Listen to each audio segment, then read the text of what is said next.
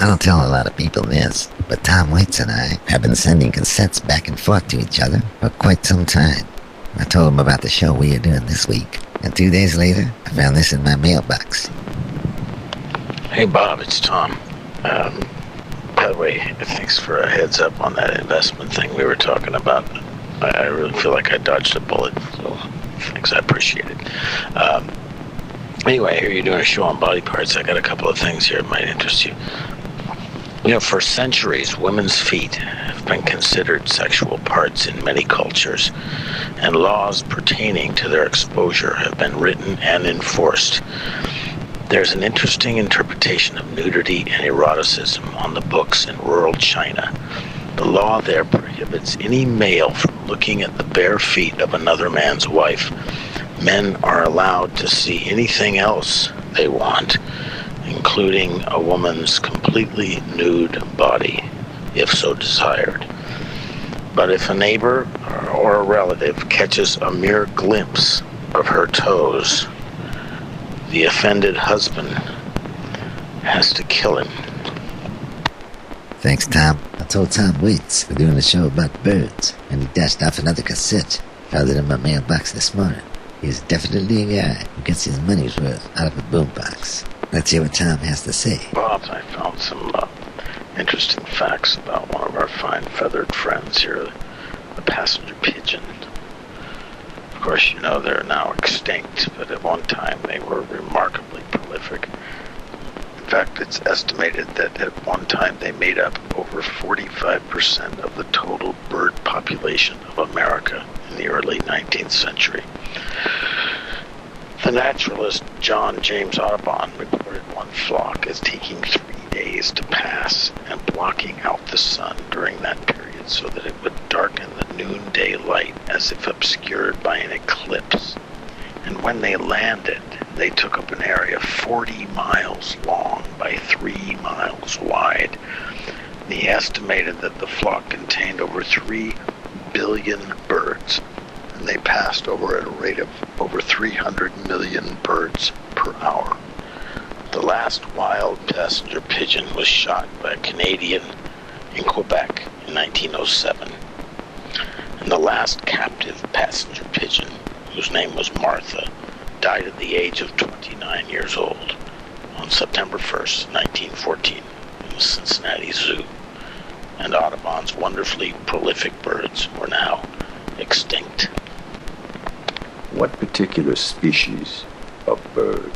It's a pigeon. Must be like a carrier pigeon or whatever. Passenger pigeon! Passenger pigeon's been extinct since 1914. One guy who's always got something on his mind is Tom Waits. Let's hear what Tom has to say. Hey Bob, it's Tom. Here's a little morsel of information. The Jewish people have always had a penchant for colorful cursing. Here are some of the most famous Jewish curses. May God call the tune and may your enemies play the music. May you lose your faith and marry a pious woman. May all your teeth fall out except one, which should remain for a toothache. May you grow like an onion with your head in the ground and your feet in the air. May you have a good long sleep, and may your dreams be only of your troubles. May you be the proof that man can endure anything.